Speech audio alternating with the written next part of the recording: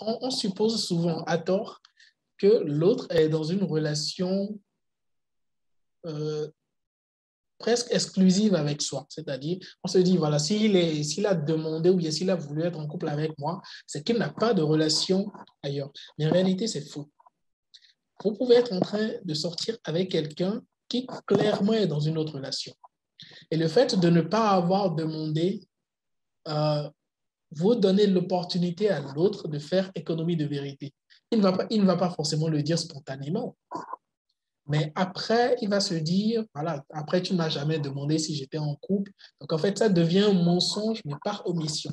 Et l'omission est créée tout simplement parce que vous-même, vous n'avez pas pris la peine de demander si l'autre est dans une relation ou pas. Donc, ça, c'est la troisième question. D'accord?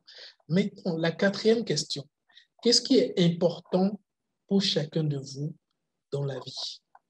Savoir ce qui est important pour l'autre, c'est-à-dire ses projets, quels sont ses principes, quelles sont ses valeurs, etc. Ça vous donne un aperçu sur le genre de personne qu'il est. Ça vous permet d'avoir une idée globale. Est-ce que c'est une bonne personne? Est-ce que c'est surtout quelqu'un qui vous correspond? Ça, c'est très important parce que souvent, on reste dans une relation, voilà, juste parce qu'il faut se mettre en couple. Donc, le premier venu, sans vraiment chercher à savoir si cette personne-là nous correspond. Quand je dis correspondre, ce n'est pas d'un point de vue physique, mais c'est d'un point de vue personnalité. La personnalité de votre partenaire ou de votre futur partenaire, est-ce que sa personnalité cadre avec votre personnalité? Est-ce que sa personnalité vous séduit? Est-ce que vous sentez un bon feeling avec cette personne-là? Donc, c'est ça la vraie question, en fait, qu'il faut pouvoir se poser en quatrième position.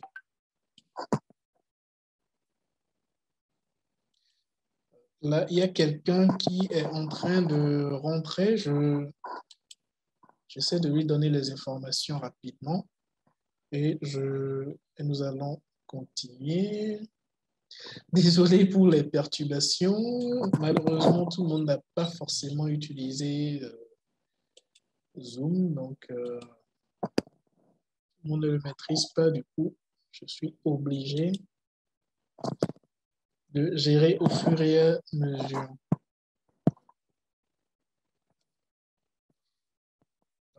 Je pense que là, ça va être bon. La personne devrait pouvoir nous rejoindre d'un instant à l'autre. Donc là, je reviens. Donc, je suis à vous. Désolé pour l'interruption. Donc, quatrième question, qu'est-ce qui est important pour toi dans la vie? D'accord? Maintenant, cinquième question, qui est délicate. Et cette question-là, il est clair que beaucoup d'hommes ne vont pas l'aimer. La cinquième question, c'est, penses-tu pouvoir être fidèle sur le long terme? Souvent, quand on rentre dans une relation, on suppose tout de suite que c'est une relation exclusive. D'accord? On suppose que voilà, l'autre, il va être fidèle, etc., etc. Mais en réalité, c'est une erreur qu'on commet. Donc, il y a deux personnes qui sont en train de rentrer. Je les accepte rapidement.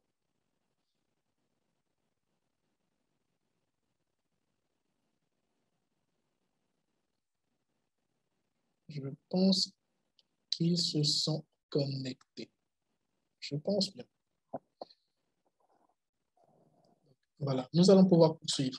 Alors, la cinquième question concerne la fidélité. D'accord? Je dis souvent, la fidélité, c'est un engagement. C'est un engagement qu'on prend de rester dans une relation exclusive. D'accord?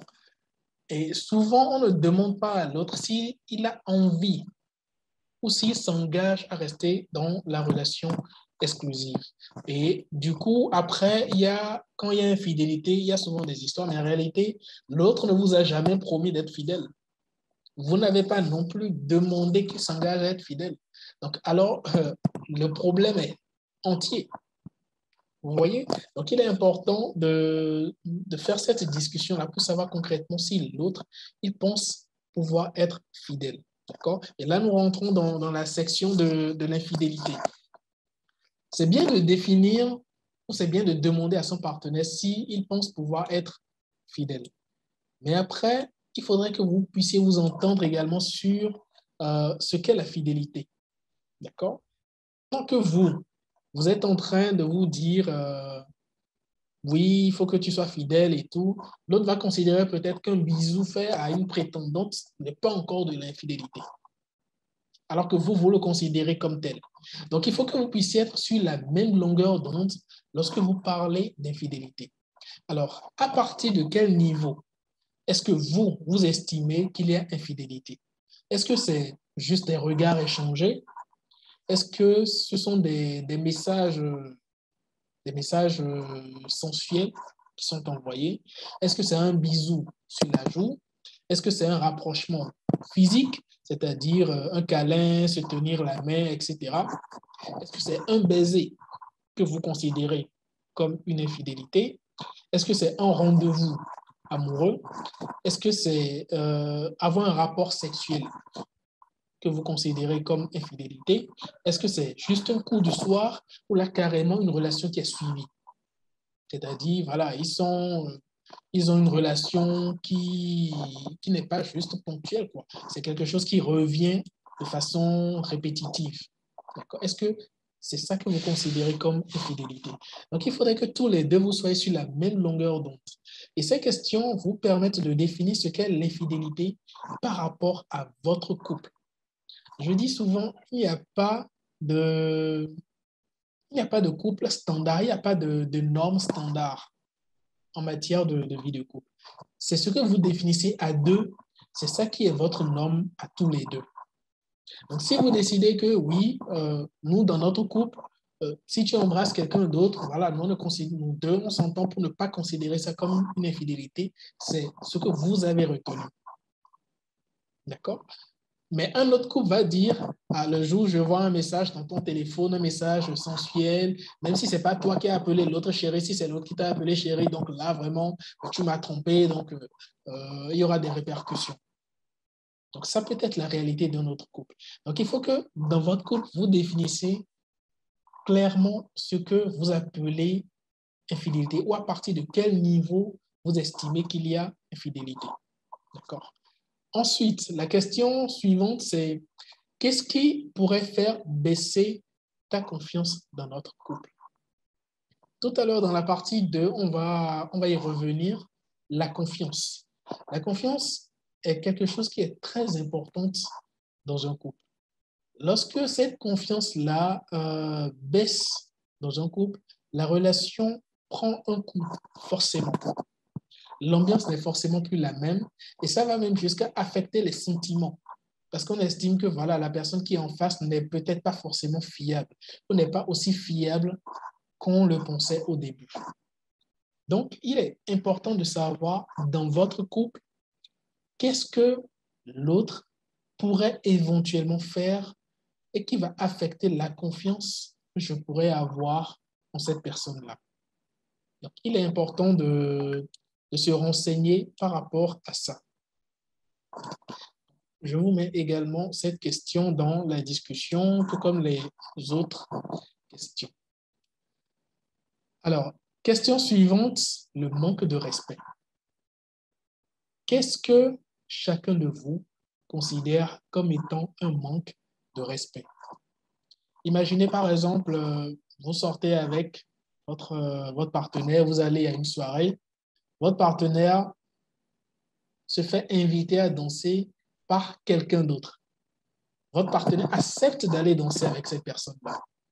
Il y a certaines personnes, ça ne leur dira absolument rien. Mais il y a d'autres qui en feront toute une histoire parce qu'ils vont considérer que ça, c'est un manque de respect. Donc, il est important également de discuter par rapport à la notion du respect dans votre couple. Qu'est-ce que vous considérez comme étant irrespectueux de la part de votre partenaire. Ce n'est pas forcément évident de trouver une liste exhaustive de choses qu'on peut considérer comme étant un manque de respect, mais ça, c'est quelque chose qui vient au fur et à mesure.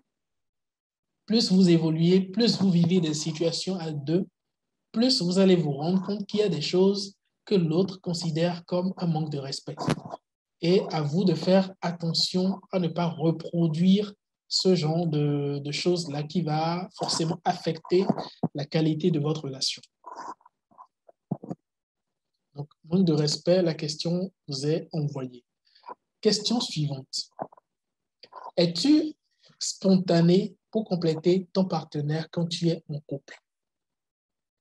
Dans la vie de couple, il y a forcément la complémentarité. C'est-à-dire quoi? Aujourd'hui, si quelqu'un n'est pas capable de gérer convenablement une situation, l'autre peut le compléter. Si quelqu'un se retrouve en difficulté, l'autre peut le compléter. Ou tout simplement, on peut travailler ensemble, sans être forcément en difficulté, mais on apporte quand même quelque chose dans la vie de l'autre.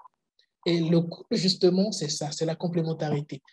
Je mets des choses sur la table, l'autre également met des choses sur la table, et ensemble, on essaie de trouver le moyen de pouvoir construire quelque chose à partir de ce que chacun de nous a pu apporter dans la relation. Donc, forcément, il faut la complémentarité dans la relation. Mais par contre, il y a des personnes qui ne sont pas aussi spontanées que ça pour exprimer ou pour manifester de la complémentarité envers leur partenaire. Du coup, c'est toujours important de savoir vous-même, déjà par rapport à vos attentes en matière de complémentarité, est-ce que la personne qui est en face sera spontanée à le faire? C'est-à-dire quoi? Par exemple, en train de faire la cuisine, est-ce que vous aimeriez que votre mari vienne vous aider? Par exemple, si vous demandez clairement à votre homme et qu'il n'est pas du genre spontané pour faire ce genre de choses, donc vous saurez que, ah, voilà, ben, mon homme, il n'est pas spontané par rapport à certaines choses ou par rapport à ce genre de choses-là de façon spécifique. D'accord? Question suivante. Serais-tu prêt à t'impliquer du mieux de tes capacités dans mes projets? Une fois de plus, tout à l'heure, nous allons revoir tout ce qui concerne les projets dans le couple. Mais d'entrée de jeu, c'est toujours intéressant de savoir si votre partenaire, la personne qui est en face de vous, est capable de mettre du cœur, est capable de mettre de la bonne volonté pour pouvoir vous accompagner dans les projets que vous avez dans votre vie. Ça, c'est très important. L'implication n'est pas forcément obligatoire. En tout cas, quand je dis implication, il y a déjà plusieurs types d'implication. Il y a l'implication morale, d'accord? L'implication financière, donner de son temps au projet de l'autre, etc., etc. Il y a plusieurs formes d'implication. Mais l'implication minimum, c'est ce que j'appelle l'implication morale. C'est-à-dire, tout au moins, il faut demander à l'autre de temps en temps, mais écoute, est-ce que tu avances dans tes projets? Comment est-ce que tu t'en sors? Tu as besoin de quoi? Est-ce que tu penses que je peux t'aider d'une manière donnée? Est-ce que tu as des difficultés? Est-ce que je peux réfléchir avec toi sur les difficultés que tu as? Est-ce que je peux t'apporter des idées pour que tu puisses développer davantage ton projet, etc. Ça ne veut pas dire que la personne va forcément mettre de l'argent dans votre projet. Ça ne veut pas forcément dire qu'il va mettre ses relations à contribution pour que votre projet évolue. Ça ne veut pas dire qu'il va mettre de l'argent, mais le minimum, c'est quand même l'implication morale. Que vous sachiez que même s'il ne s'investit pas forcément physiquement ou qu'il n'investit pas ses ressources dans mes projets, mais au moins il s'implique moralement. Et ça, c'est quelque chose qui est quand même très important. Donc, d'entrée de jeu, il faut demander à votre partenaire, ah, mais écoute, si j'ai des projets, est-ce que tu penses que tu peux t'impliquer? Est-ce que tu es du genre, par exemple, à prendre des nouvelles, à essayer de savoir comment j'avance dans mes projets, etc., etc. C'est toujours important de poser cette question-là. La question suivante, es-tu disposé à me soutenir dans diverses situations dans lesquelles j'aurai besoin de toi. Donc, je le disais tout à l'heure d'entrée de jeu, la complémentarité, c'est quelque chose qui est important dans le couple. D'accord? Et quand on est en couple, on se pousse mutuellement vers le haut. Se pousser mutuellement vers le haut revient à se soutenir. Donc, est-ce que la personne que vous avez en face de vous, par rapport à vous, votre attente, par rapport à comment vous auriez souhaité être soutenu, est-ce que cette personne-là est disposée à vous soutenir de différentes manières par rapport à la vie en général? Pas forcément la vie de couple. Vous pouvez peut-être sortir, vous retrouver dans des situations et tout, et vous aurez besoin du soutien de votre partenaire. Est-ce qu'il le fera réellement? Donc, voilà l'une des questions qui sont quand même importantes en matière de complémentarité. La question suivante concerne les enfants. Envisages-tu avoir des enfants à court, moyen ou long terme? Cette question-là, ça n'a l'air de rien, mais ça peut séparer des gens, ça peut séparer des couples très facilement. Pour la simple raison que la vision ou le projet d'être parent peut différer d'une personne à une autre. Quelqu'un peut vouloir faire un enfant dans 2 ans, dans 3 ans, dans 4 ans, mais la personne avec qui il est en couple ou la personne avec qui elle est en couple ne l'entend pas forcément comme ça. Vous pouvez rencontrer quelqu'un, vous pouvez vous mettre avec quelqu'un qui a envie d'avoir un enfant peut-être en 2022. D'accord? Et vous avez des projets, vous avez des choses à réaliser, vous voyez plutôt avoir un enfant en 2025. Et n'avoir pas discuté de ça d'entrée de jeu en rentrant dans la relation, ça va poser problème. Parce qu'à un moment donné, vous allez peut-être vous passer de contraception et vous allez tomber enceinte. L'autre va dire, ah non, je ne suis pas prêt, ou bien quand vous allez aborder le sujet, ça va être irritable pour l'autre. Ou plus vous allez répéter que vous avez envie d'avoir un enfant, plus ça va déranger l'autre parce que ça ne fait pas partie de ses projets immédiats. Donc, c'est toujours important de discuter, de savoir quand est-ce que l'autre veut avoir des enfants, quand est-ce que vous souhaitez en avoir et de pouvoir trouver un équilibre, de pouvoir planifier le fait d'être parent. Ça, c'est très important. La question suivante, c'est pour quelles raisons serais-tu capable de rompre? Dans toute personne, dans la vie en général, toute personne a forcément des limites.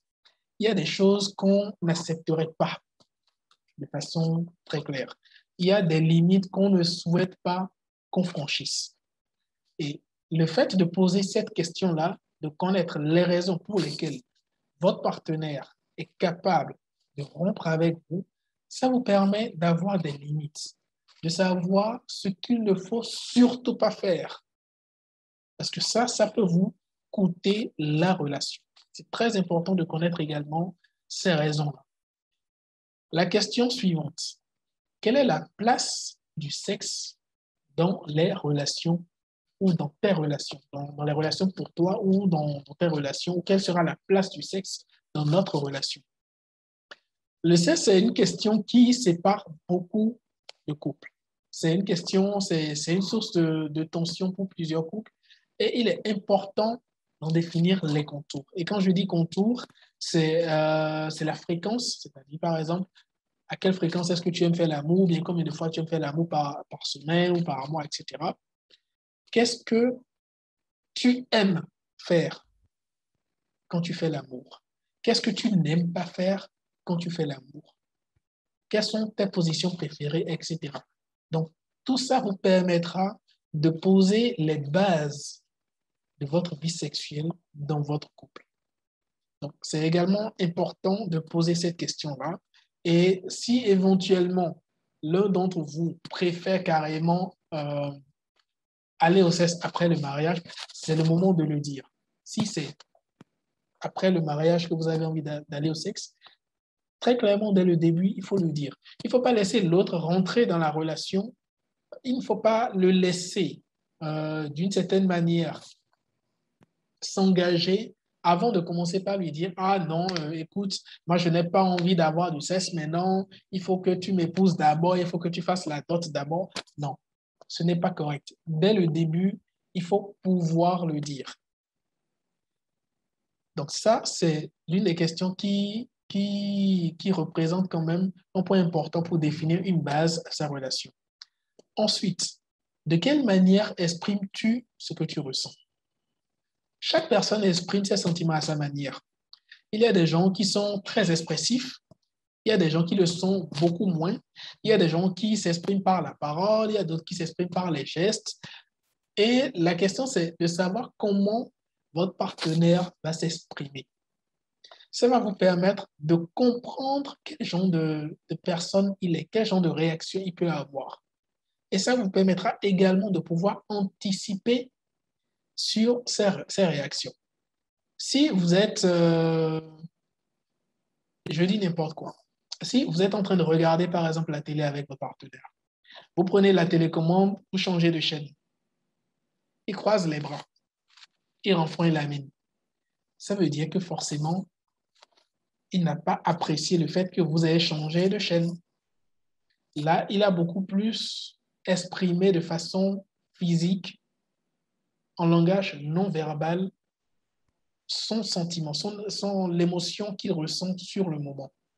Mais d'autres personnes vont vous dire, ah non, écoute, ce qu'on est en train de regarder, ça m'intéresse, s'il te plaît, reviens à la chaîne. Donc, chacun a sa manière de s'exprimer. Donc, il faut que vous puissiez trouver la manière dont votre partenaire s'exprime pour pouvoir le comprendre à demi-mot et pouvoir surtout anticiper sur beaucoup de choses par rapport à votre vie de couple. La question suivante. Dans tes relations, es-tu du genre très fusionnel ou plutôt chacun peut avoir de l'espace pour lui? Cette question également est importante. Pourquoi? Parce qu'il y a certaines personnes qui sont du genre, ils sont collants. Quand ils sont amoureux, ils ont envie de tout faire avec la personne aimée, ils ont envie d'être tout le temps avec elle, etc., etc. Mais en même temps, il y a d'autres, c'est plutôt le contraire. C'est vrai, je t'aime, je ressens quelque chose de très fort pour toi, mais j'aime quand même avoir mon espace. J'aime quand même avoir du temps pour moi-même. Donc, très tôt dès le départ, il faut savoir par rapport à l'aspect fusionnel du couple, comment est-ce que votre partenaire se positionne. Et en même temps, vous-même, vous devez exprimer clairement comment est-ce que vous vous positionnez par rapport à ça.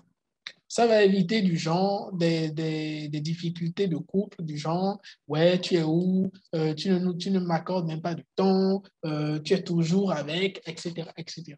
Ça permet vraiment d'éviter tout ça. Donc, c'est toujours intéressant de poser cette question-là dès le départ, dès le départ du moins. Ensuite, la vision du couple. On va également y revenir un peu plus en détail tout à l'heure. La vision du couple, c'est comment est-ce que vous voyez votre couple dans 2 ans, dans 5 ans, dans 10 ans. Une relation dans laquelle on ne se projette pas a très peu de chances d'être durable.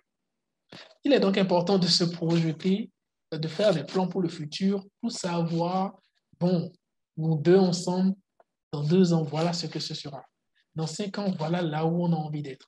Dans 10 ans, on veut avoir construit une maison, chacun de nous aura sa voiture, on aura réalisé telle chose, on pourra se permettre d'aller en vacances dans tel pays ou dans telle ville, etc., etc.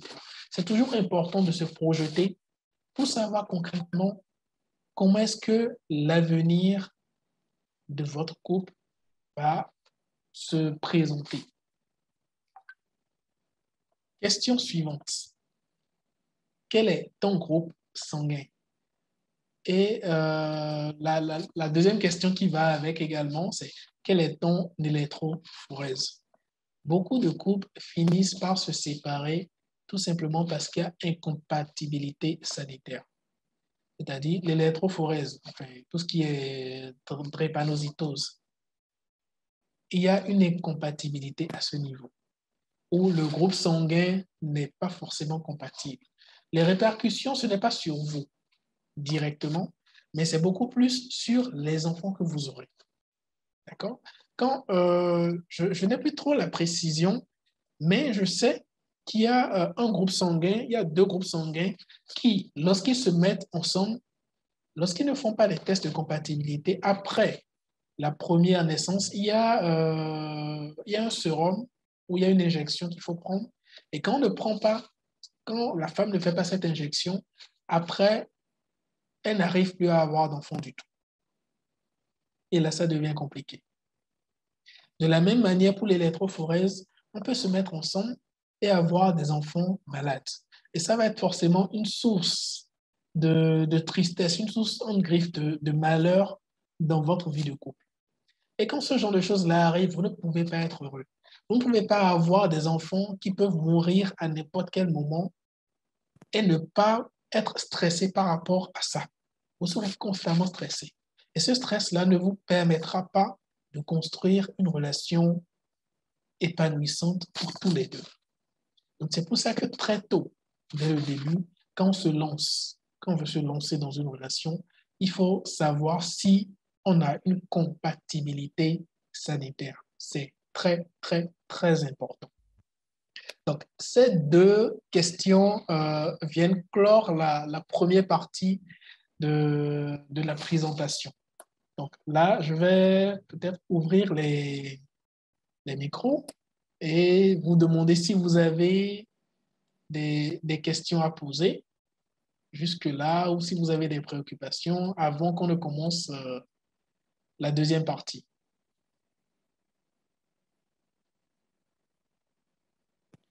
Est-ce que vous avez des questions? Bed, je crois que Josita nous a rejoint. Il y a quelqu'un qui est Infinis Hot 10, je ne sais pas qui c'est, le nom ne s'affiche pas. Orphérique, Vidaline. Est-ce que vous avez des questions? Vous pouvez réactiver vos micros et poser des questions. Oui, quelqu'un veut prendre la parole? Non. Non, pas de question. Voilà, je pense que c'est Josita, c'est ça? C'est Gloria, oui. C'est? Oui, c'est Gloria, quoi. OK, d'accord, ça marche. Donc, pas de questions. Si les autres n'ont pas de questions, on va rentrer dans la deuxième partie.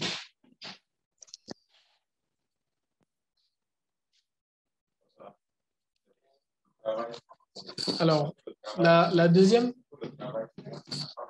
partie, nous allons parler. Apparemment, Bed a toujours un souci avec son micro. Mais par contre, si tu as une question, tu peux toujours la poser dans la discussion et puis je vais te répondre.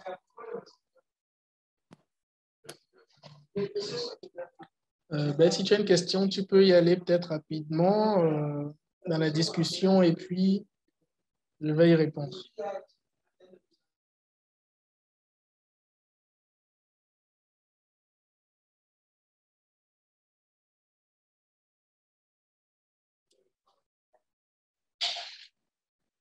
Bon, ben, en attendant que Ben nous revienne avec sa question, si vous avez des questions, vous pouvez les poser également dans la discussion et puis à la fin, on va pouvoir rebondir là-dessus.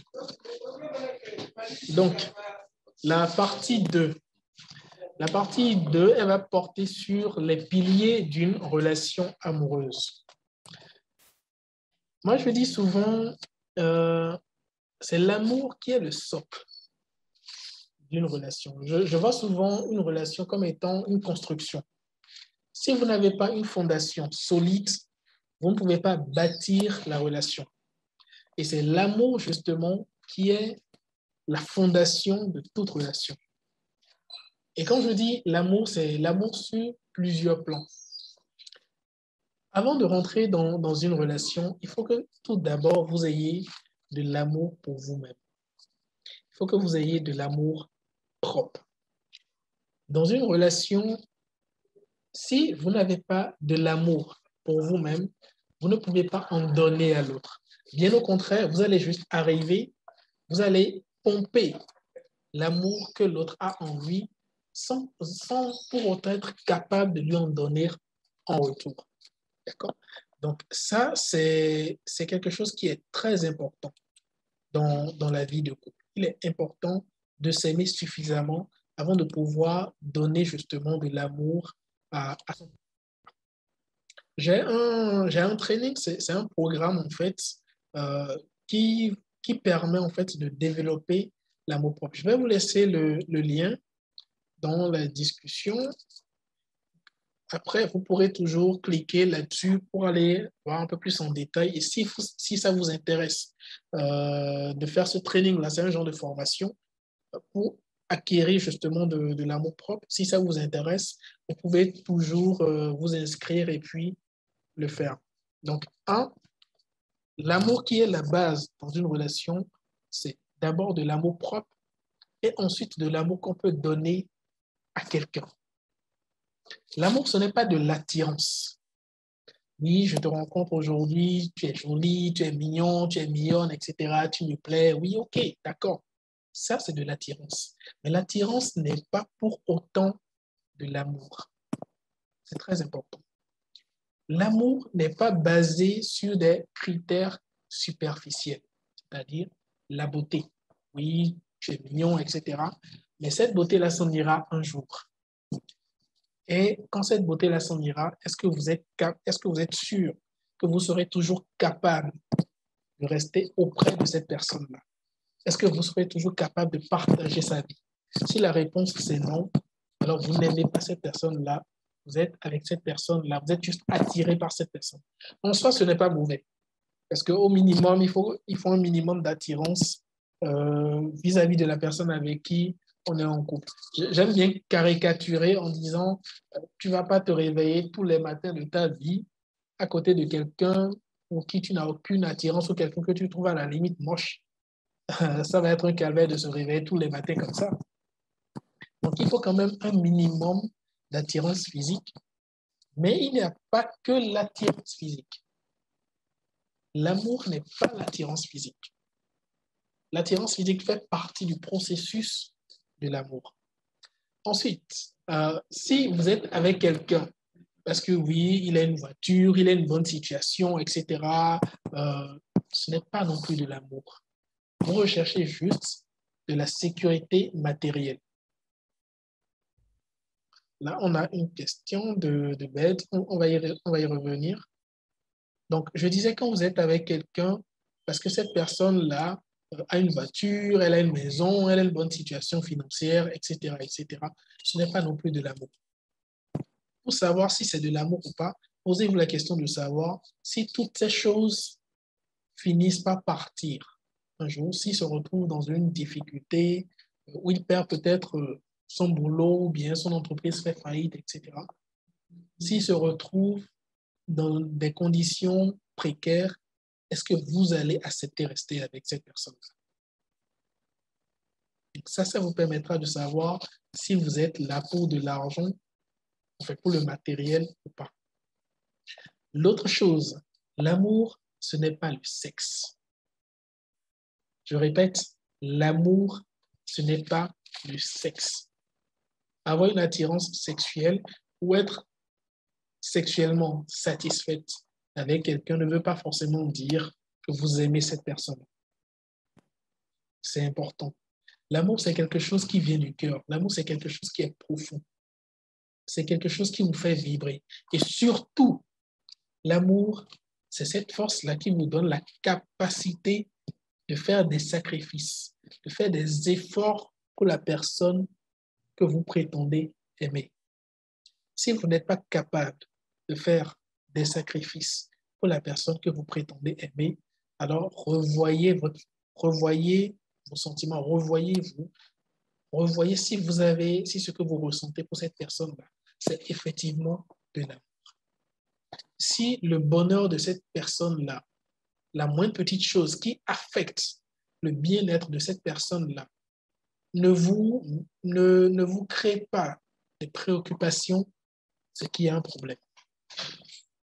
Voilà autant de choses qui sont l'amour et qui ne le sont pas. Donc, une fois que la base est clairement définie, on va passer maintenant aux différents piliers. Les différents piliers qui permettent de pouvoir construire une bonne base à sa relation. Déjà là, tout de suite, je vais vous laisser un lien, toujours dans la discussion. Donc, c'est le lien d'une formation ou d'un training. En fait, moi, je parle plus de training, mais pour que vous puissiez comprendre plus facilement d'une formation sur la communication de couple. La communication de couple est un pilier important. C'est le premier pilier dans une relation amoureuse. Si vous ne communiquez pas, votre couple est mort dès le départ. Et il faut savoir également que la communication dans le couple, ce n'est pas parler.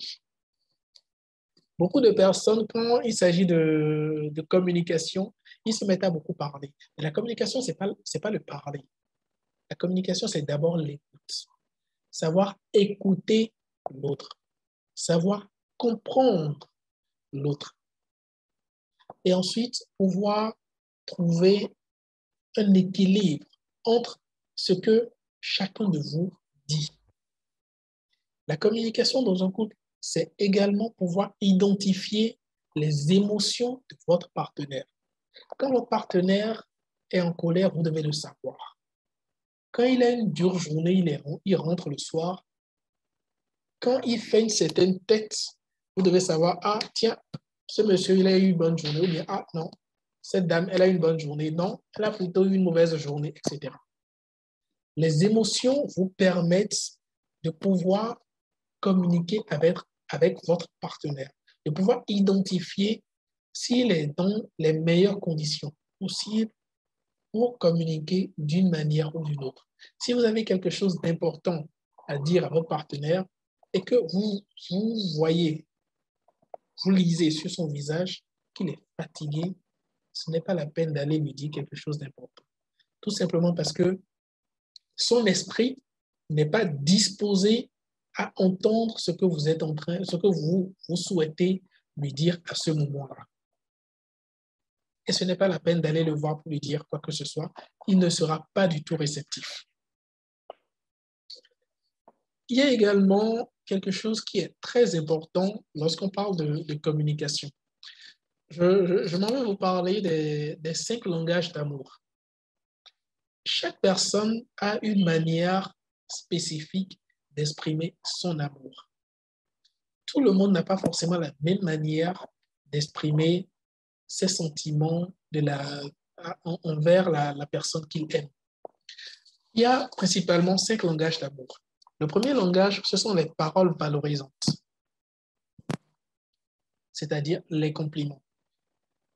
Vous ou votre partenaire peut aimer que vous lui fassiez des compliments, que vous lui dites de belles choses. Vraiment, chérie, tu sais, tu es très bien habillée, tu es belle aujourd'hui. Ah tiens, cette chemise te va bien. Ah non, cette robe, elle te sublime.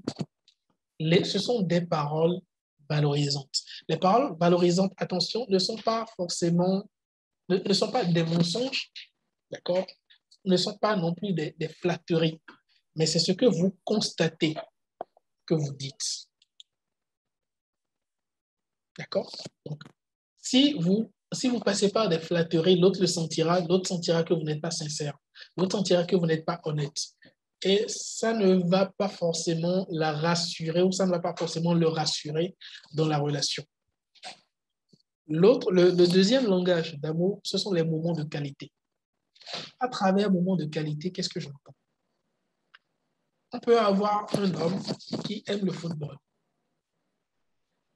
Le moment de qualité pour lui reviendra peut-être à partager ce moment-là avec sa femme.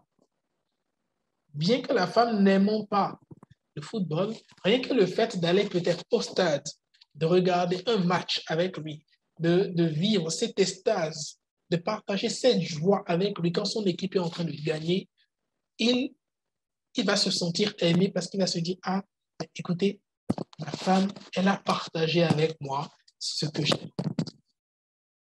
Et ce sera sa manière à lui de souhaiter, de voir de l'amour de sa partenaire. Ou dans l'autre cas, pour identifier quelqu'un qui s'exprime à travers ce langage d'amour, c'est le genre de personne qui va toujours vouloir passer du temps avec vous.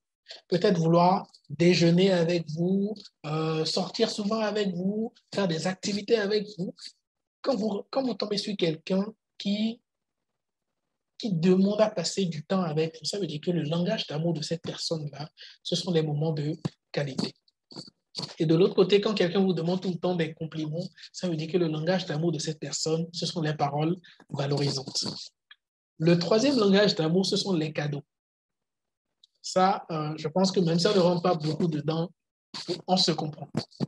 Parce que les femmes, beaucoup plus que les hommes, aiment les cadeaux. Elles aiment qu'on leur offre des choses. Ça leur fait plaisir. C'est le langage d'amour je ne vais pas m'aventurer à dire qu'il est récurrent chez les femmes, mais c'est un langage d'amour qui est quand même important vis-à-vis de la chambre féminine. Ça ne veut pas dire que les autres langages d'amour ne leur parlent pas. D'accord? Ensuite, les services rendus. Le service rendu, c'est le fait de prendre sur soi la responsabilité de faire quelque chose que l'autre devrait faire. D'accord? Imaginez par exemple votre femme qui vous dit, ah écoute, vraiment toi, tu ne m'aides jamais à la maison, c'est toujours moi qui fais tout, etc., etc. Ça ne veut pas dire qu'elle se plaint, mais elle aimerait juste recevoir de l'amour à travers les services rendus. Si un homme arrive à identifier ça et qu'il se réveille par exemple un jour, il dit, ah écoute chérie, aujourd'hui tu ne sors pas du lit. Il va à la cuisine, il lui fait un petit déjeuner, il lui amène et dit non chérie, écoute, tu sais, repose-toi aujourd'hui, je vais m'occuper du ménage. Si une femme qui comprend le langage d'amour des services rendus voit son homme faire ça, son degré d'amour va augmenter de façon considérable parce qu'elle va se sentir aimée à travers les gestes que son homme a eu à poser. Le cinquième et dernier langage d'amour, c'est le toucher physique. Il y a des gens qui sont extrêmement tactiles. C'est cette personne-là qui a tout le temps envie de vous tenir la main dans la rue, qui a tout le temps envie de vous faire un bisou, qui a tout le temps envie de vous faire un câlin. C'est quelqu'un qui aime le contact physique. Si vous avez un partenaire qui est dans cette dynamique-là, comprenez simplement que son langage d'amour, c'est le toucher physique. Et il faut faire l'effort de satisfaire ce besoin-là d'amour qu'elle a à travers le toucher physique. La communication dans le couple, c'est également savoir s'exprimer. Il est important de connaître les cordes sensibles de son partenaire, de savoir qu'est-ce que je peux dire, quels sont les mots que je peux employer, par quelle manière est-ce que je peux lui dire des choses pour qu'il puisse comprendre. On oublie souvent que dans une relation, l'important, ce n'est pas de s'exprimer. L'important, c'est de créer un changement d'attitude, un changement de comportement ou d'amener l'autre à adopter un certain comportement vis-à-vis de lui. Si vous voulez dire quelque chose à quelqu'un et que vous y allez de façon agressive, il est clair que l'autre va se braquer. Et quand l'autre va se braquer, tout ce que vous allez dire, ce sera comme de l'eau versée sur le dos du canard, tout simplement parce que l'autre s'est déjà fermé. Vous n'avez pas eu forcément la bonne manière de vous exprimer pour que l'autre soit réceptif au message que vous tentez de lui faire passer. Donc, vous voyez avec tout ça que la communication dans le couple, c'est quelque chose de vital. C'est quelque chose qui entretient la relation. Le deuxième pilier sur lequel une relation peut se construire, c'est la compréhension. La compréhension qui est intimement liée à la communication.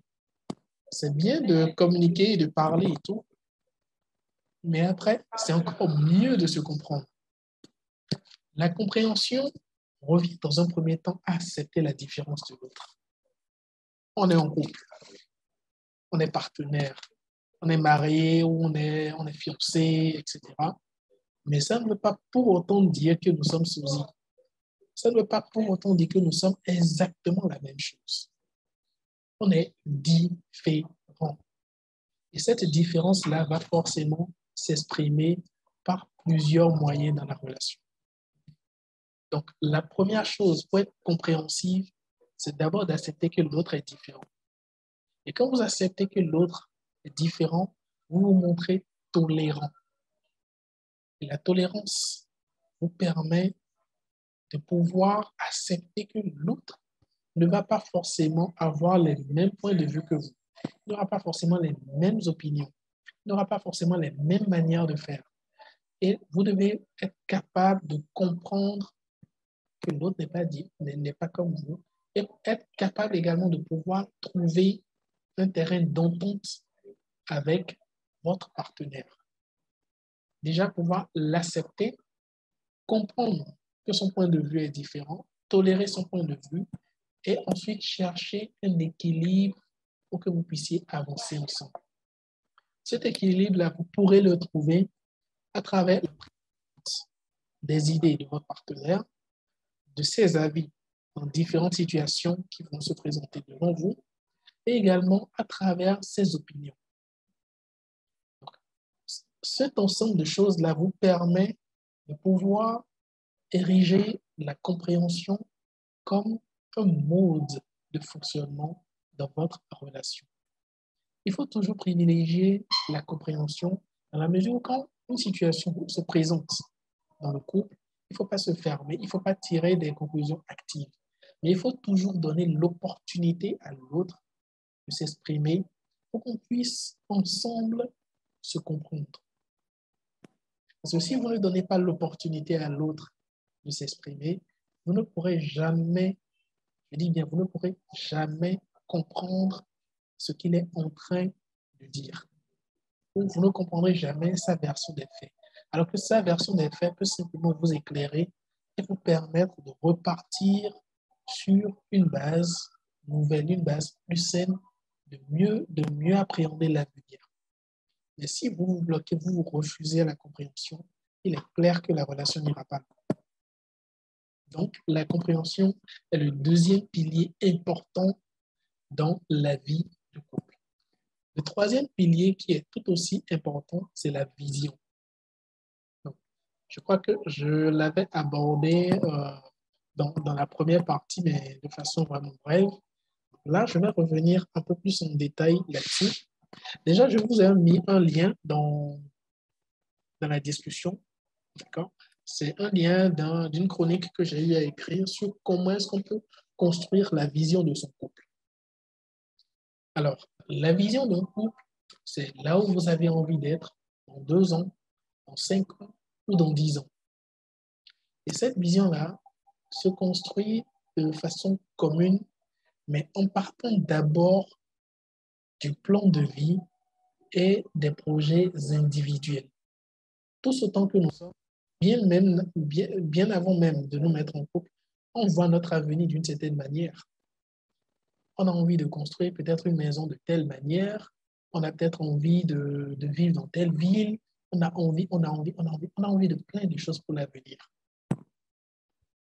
Et à un moment donné, il faut ne plus seulement avoir envie, il faut pouvoir planifier, il faut rêver l'avenir, il faut se décider concrètement,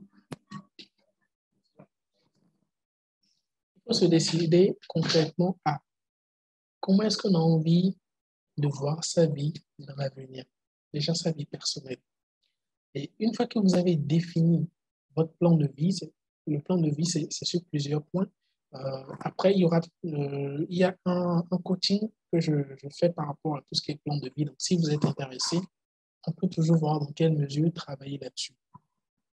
Le plan de vie, c'est une feuille de route que vous déterminez par rapport à votre vie professionnelle, à votre vie sentimentale, à votre vie sociale, à votre vie familiale.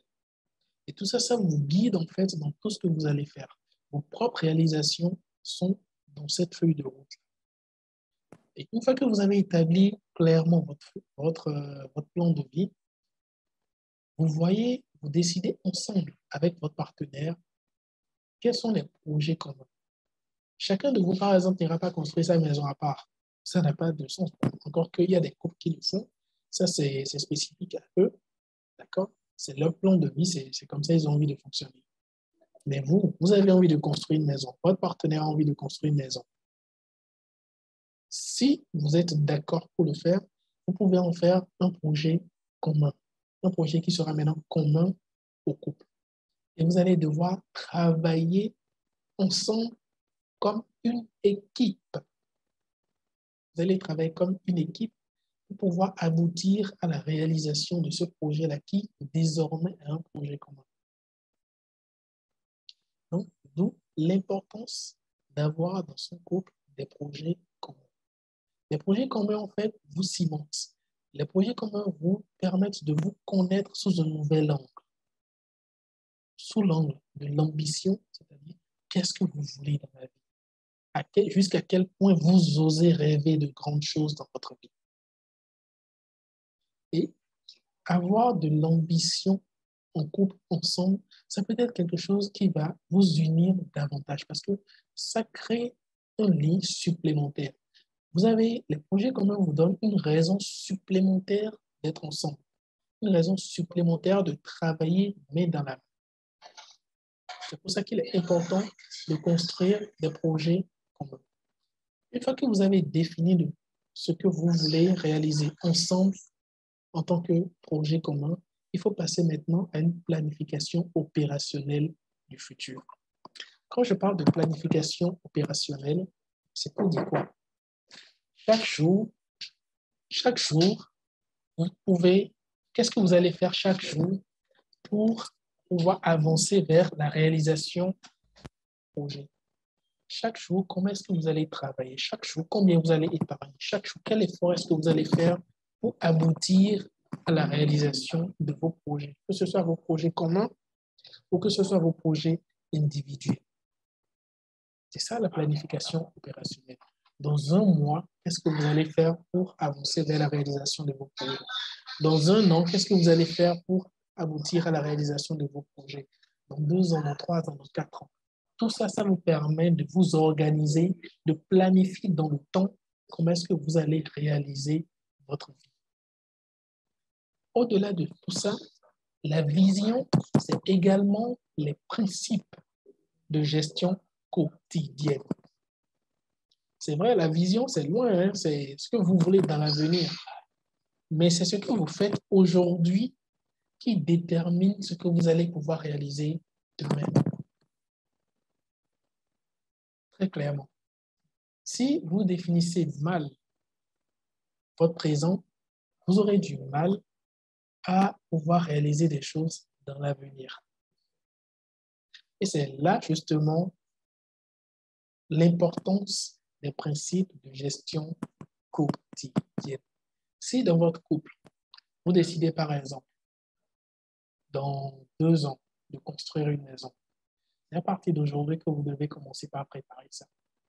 Ça va passer forcément par la privation de certains plaisirs. Si vous aviez, par exemple, l'habitude d'aller dans un autre pays ou bien dans une autre ville tous les week-ends pour vous reposer, passer du temps, ce sont des dépenses. Vous allez décider dès aujourd'hui de supprimer ça, épargner cet argent et l'investir dans votre projet commun. Si vous aviez l'habitude de vous permettre un certain nombre de plaisirs, un certain nombre d'extras, c'est dès aujourd'hui que vous devez commencer par penser autrement vos finances pour pouvoir arriver à la réalisation de ces projets futurs. Si vous avez envie que vos enfants reçoivent une bonne éducation, soient de bonnes personnes demain, vous êtes censé être des modèles pour vos enfants.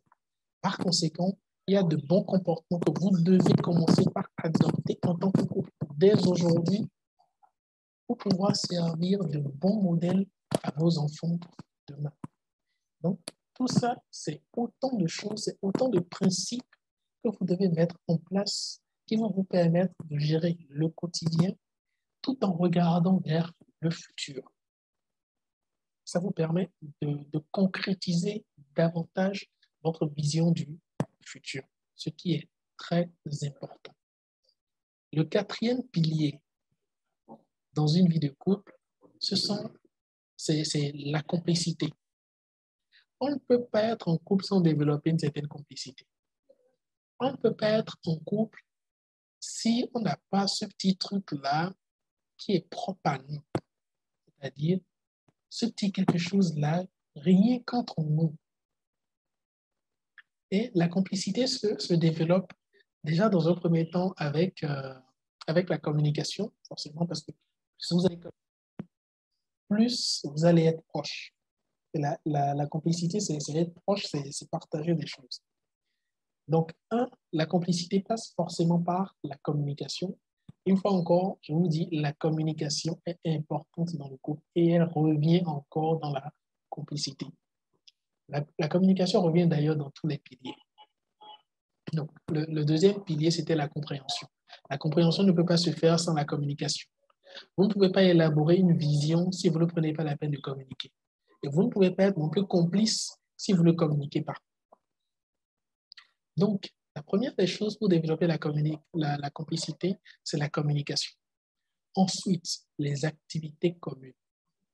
Vous devez, même quand vous avez des enfants, vous devez arriver à un niveau où votre couple ne doit pas cesser de mourir parce que vous avez un foyer bien. Il y a des choses que le couple doit pouvoir faire. Et quand je dis le couple, ce n'est pas seulement se limiter à guetter des enfants, rentrer dans la chambre et faire l'amour, non. Mais vous devez pouvoir faire des activités ensemble. Des sorties, peut-être de petites activités ensemble à la maison, etc., etc. L'autre chose qui fait également la complicité dans le couple, ce sont les codes. Parfois, vous allez vous retrouver en public, il y a des choses que vous ne serez pas forcément obligé de dire, ou des choses que vous allez dire à demi-mot, mais vous allez vous comprendre. C'est ça que j'appelle en réalité les codes. Vous devez avoir des codes dans votre couple. Vous devez développer ça. Que ce soit des codes dans le langage ou que ce soit des codes euh, dans l'expression non verbale, c'est-à-dire ça peut être des clins d'œil, ça peut être des jeux de regard, il y a des choses qui vont permettre à l'autre de comprendre que vous êtes en train de lui faire passer un message. Les gens qui vous entourent ne comprendront pas forcément. Mais vous, vous allez comprendre parce que ce sont vos codes. Ça, c'est entre vous. Il y a des discussions que vous serez peut-être en train de faire avec des gens. Il y a des phrases ou des mots qui vont sortir. Vous allez vous échanger des regards, tout simplement parce que ça vous rappelle quelque chose. Et c'est ça que j'appelle en fait les références au moment à deux. Il y aura toujours de ces petits moments-là, privilégiés, privés, que vous allez passer ensemble, qui seront mémorables. Et rien que le fait de s'en rappeler, ça développe davantage la complicité. Tout ça vous permet de développer une bonne complicité dans votre couple. Et ça, la complicité est le quatrième pilier. Le cinquième pilier, c'est la confiance. Il n'y a pas de relation s'il n'y a pas de confiance. Si la confiance est détruite dans un couple, la relation en est fragilisée. Il faut qu'on en soit tous conscients. La confiance se construit dans un premier temps à travers l'assurance qu'on donne à l'autre. Et souvent, ce sont les femmes qui expriment ce besoin d'être rassurées. Mais ça ne veut pas dire que les hommes non plus ne ressentent pas ce besoin. Hommes comme femmes, nous ressentons le besoin d'être rassurés. Rassurés que oui, on occupe une certaine place dans la vie de l'autre, rassurer que l'autre est sur la même longueur d'onde que nous, rassurer que l'autre veut la même chose que nous, rassurer qu'il y a beaucoup de choses qui sont bien évidemment spécifiques à chaque personne. Les couples ne sont pas les mêmes. Chaque couple avec sa configuration. Chaque couple avec ce qu'il recherche. Et on ne peut rassurer l'autre qu'en se basant sur ses attentes, qu'en se basant sur la capacité à satisfaire ses attentes. D'où la toute première question que nous avons abordée dans la partie 1 qui concerne les attentes de l'autre. Pour être capable de pouvoir rassurer son partenaire est également l'un des points principaux pour pouvoir établir la confiance dans le couple. Secondo, il faut pouvoir trouver les actes et les paroles qui rassurent l'autre. Rassurer l'autre verbalement, c'est très facile. C'est très facile de dire, ah oui, je vais. Mais après, il faut noter que les actes rassurent mieux que les paroles. Donc, il faut pouvoir trouver les actes qui rassurent. Et ces actes-là, vous pouvez les trouver qu'en comprenant ce qui est important pour l'autre dans la relation. Ensuite, les confidences. Quand vous vous confiez à quelqu'un, c'est parce que vous avez une certaine confiance en elle. Et quand quelqu'un se confie à vous, c'est parce que d'une certaine manière, cette personne-là également a confiance en vous. Je vais peut-être, tout en restant dans le cadre, mais si dans un couple, en tout cas si dans un couple de personnes qui sont disposées à ça, si un couple ne fait pas papato, c'est qu'il y a un problème. Bien évidemment, s'ils sont du genre à faire papato, parce que ce n'est pas forcément le hobby favori de tous les couples de toutes les personnes. Mais il y a des gens qui sont extravertis, qui aiment bien discuter de faits, de personnes et tout. En soi, ce n'est pas mauvais. Mais c'est parce qu'on a confiance en la personne qu'on se dit, oui, je peux lui parler librement de telles choses sans que ça ne sorte. Donc, les confidences sont également un moyen très important pour pouvoir établir la confiance au sein du couple. Le dernier point qui permet de bâtir une confiance solide, c'est la recherche de conseils auprès de son partenaire. Lorsqu'on se retrouve dans des difficultés, on ne va que vers des personnes en qui nous avons confiance pour leur demander conseil. Et quand quelqu'un vient vers nous pour nous demander des conseils par rapport à une situation difficile, c'est parce que cette personne-là a une certaine confiance en nous. Donc, le conseil en soi représente un moyen d'expression de confiance ou un moyen de construction de la confiance au sein du couple. Il est donc important de savoir comment conseiller convenablement son partenaire et également aller vers lui pour lui exprimer la manière dont on lui témoigne notre confiance. Et il y a forcément des choses qui, dans le couple, vont détruire la confiance qu'on a l'un envers l'autre. La première chose qui détruit la confiance, c'est souvent l'infidélité.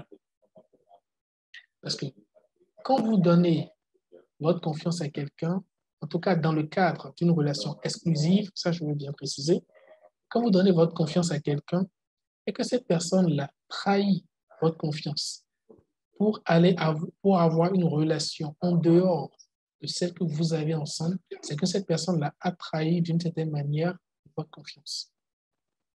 Donc, il faut faire très attention aux actes, aux choses qu'on fait dans notre vie de couple pour maintenir un certain niveau de confiance. Parce que quand la confiance est détruite dans le couple, c'est compliqué de pouvoir la restaurer. Il est plus facile de construire la confiance que de la reconstruire. C'est très difficile.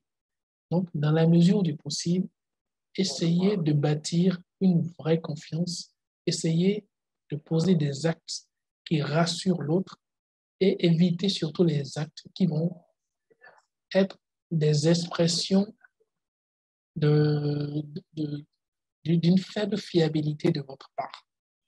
Donc, la confiance est le dernier pilier d'une relation qui se veut être stable et durable. Donc, en résumé, nous avons une base qui est l'amour, qui est le socle, qui est la fondation d'une relation. Et nous avons 5 piliers. 1, la communication. 2, la compréhension. 3, la vision. 4, la complicité. Et 5, la confiance. Ce sont ces 5 piliers-là qui vous permettent de bâtir une relation qui sera stable et durable pour la durée. Et si tous les deux partenaires s'engagent vraiment à marcher selon cette base-là qui a été définie, il n'y a pas de raison que votre relation finisse par échouer. Donc, voilà ce qui est de la deuxième partie de cette réunion, de ce webinaire. Donc, je vais ouvrir l'antenne et si vous avez des questions, on va pouvoir y répondre. Déjà, il y a Bed qui a posé une question. Comment faire si son partenaire n'arrive pas à s'adapter au rythme, fréquence, style et position du rapport sexuel? Donc, le partenaire est un peu trop pudibond. D'accord? Donc, ça, c'est une question intéressante. Je ne sais pas si vous avez des questions, je vais peut-être les recenser et puis je vais y répondre. Donc, la parole est à vous.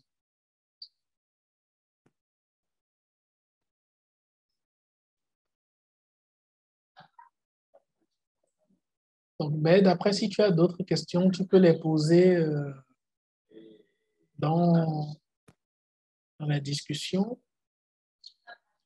Gloria, est-ce que tu as une question?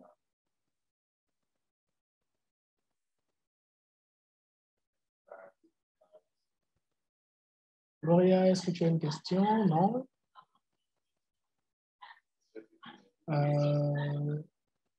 Gidaline? Gidaline, est-ce que tu as une question? Déjà, est-ce que vous êtes là? Est-ce que vous êtes là?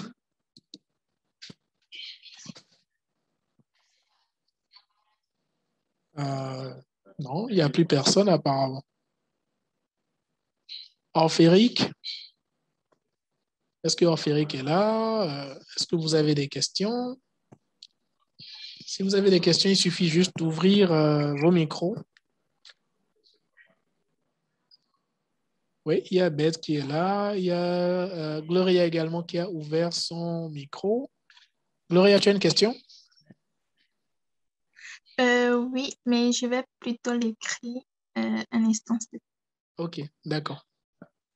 Ben, en attendant que tu écrives ta question, je vais essayer déjà de répondre à celle de Beth, qui est de savoir comment faire si son partenaire n'arrive pas à s'adapter au rythme, fréquence, style et position de rapport sexuel. Alors, déjà d'entrée de jeu, est-ce que vous avez eu une discussion? Déjà, est-ce qu'elle-même, elle se connaît? C'est-à-dire d'un point de vue sexuel, est-ce qu'elle connaît son corps? Donc, le tout part déjà de là. Donc, si elle connaît suffisamment son corps, c'est qu'elle doit forcément savoir ce qui lui fait plaisir et ce qui ne lui en donne pas. D'accord? Donc, il y a Infinis Hot Disk qui a baissé la main. Bon, elle nous dira qui c'est. Donc, je réponds rapidement à la question de Bed. Donc, déjà, moi, je pense que ça part d'abord de la connaissance d'elle-même. Il faut qu'elle apprenne à connaître son corps, à se connaître sexuellement. D'accord? Et une fois qu'elle se connaît, vous allez pouvoir faire maintenant une discussion pour définir clairement quelles sont ses attentes, comment est-ce qu'elle voit sa sexualité. Et en fonction de la façon dont toi, tu vois ta sexualité, vous allez pouvoir définir un médium, un équilibre. D'accord?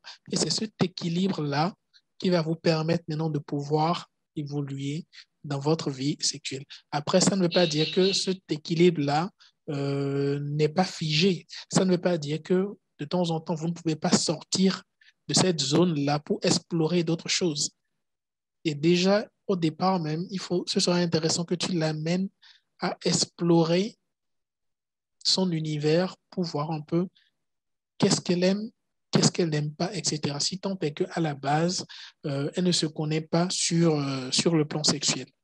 Donc, j'espère avoir répondu à ta question. Donc, là, rapidement, je vais prendre...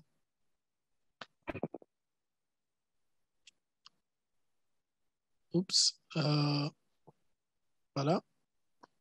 Donc, il y a Infinite Hot Display qui voulait poser une question.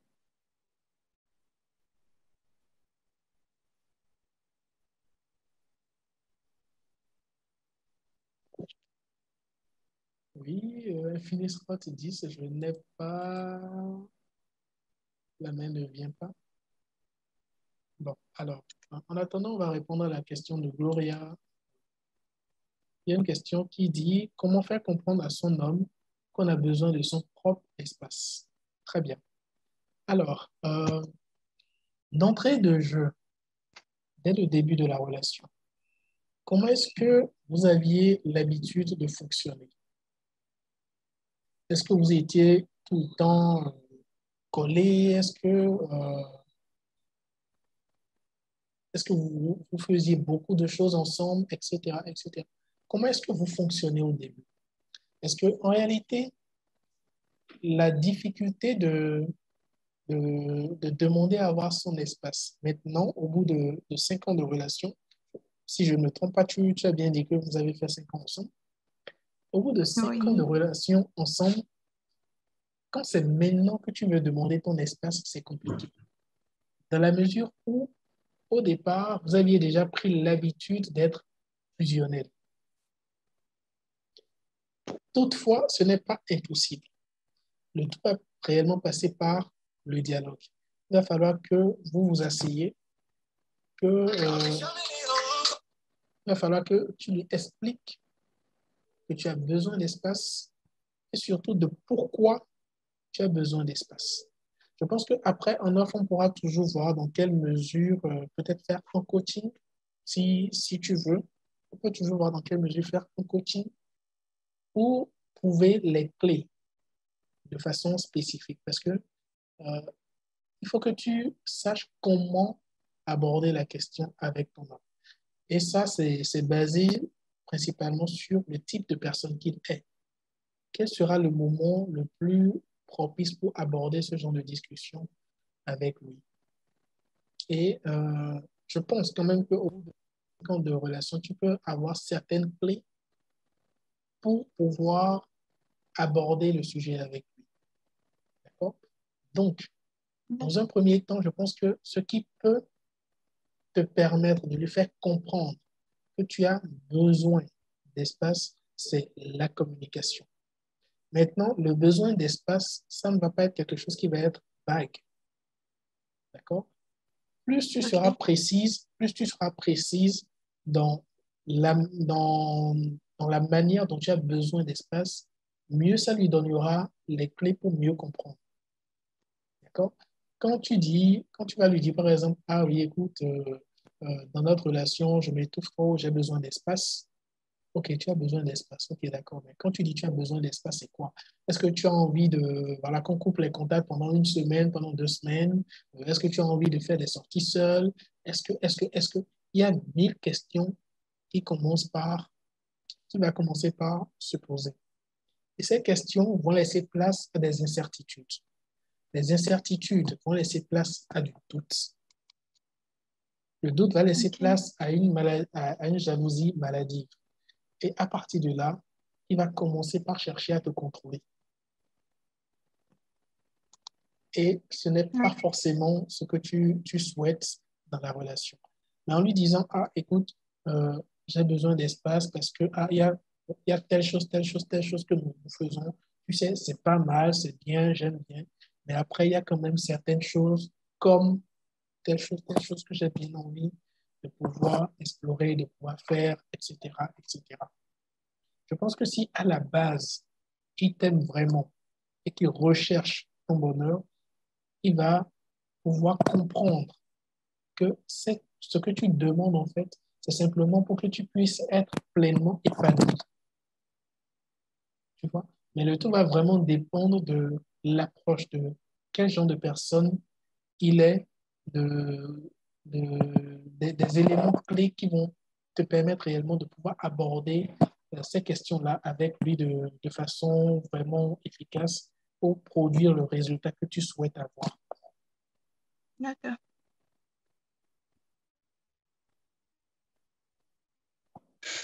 OK.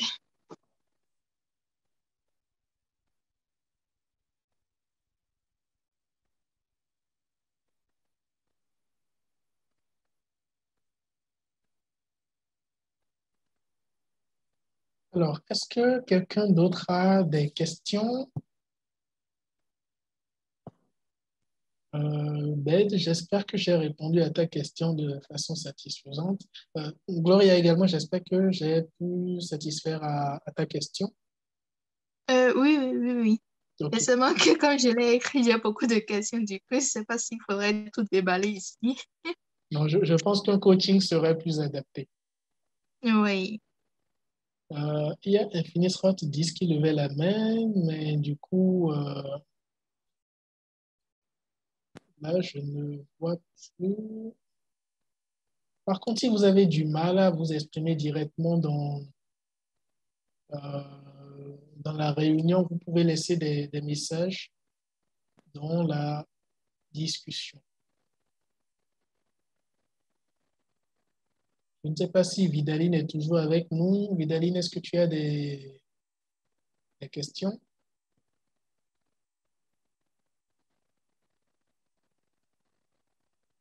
Est-ce que Vidaline est là?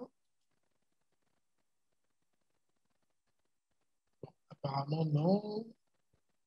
Orphérique? Orphérique, est-ce qu'il y a des questions?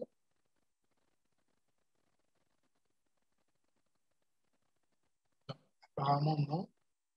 Euh, Malheureusement, je ne sais pas qui est Infinis Roth Display. Elle avait levé la main, mais écoutez, au pire, je pense que j'ai contacté pratiquement tout le monde à travers WhatsApp. Donc, vous pourrez toujours me laisser des messages, d'accord? Et puis, on va essayer d'échanger un peu. En attendant, je vous propose également de visiter mon site. Là, vous pourrez mieux appréhender un peu mon travail en tant que love coach. Je vous mets le lien dans la discussion. Un petit instant. Voilà, je viens de vous mettre le lien de mon site de coach. D'accord? Vous allez pouvoir retrouver et comprendre un peu tout ce que je fais en tant que love coach. Mais en même temps, en attendant, vous pouvez profiter du blog. D'accord? Sur le blog, je poste souvent des chroniques qui parlent de la vie en couple en général, de la vie sentimentale également. Donc voilà, il y a pas mal de choses que vous pourrez lire qui pourront vous édifier et, euh, et vous permettre de progresser. Après, moi, je reste vraiment disponible pour pouvoir échanger avec vous sur des difficultés que vous rencontrez dans votre vie sentimentale et au besoin, on peut toujours voir dans quelle mesure faire un coaching pour vous aider véritablement à aller de l'avant. Donc, voilà. J'espère que vous avez pris du plaisir en ma compagnie et que vous avez appris beaucoup de choses. S'il n'y a plus de questions, on va mettre fin à la séance. Donc, voilà, merci à toi également, Bed. Donc, s'il en est ainsi, on va clore notre séance. C'est vrai que j'ai beaucoup parlé, hein, mais bon. J'espère également que vous avez tiré beaucoup de tout ça. J'espère qu'on aura l'occasion de se rattraper dans un autre webinaire. Portez-vous tous très bien et à bientôt.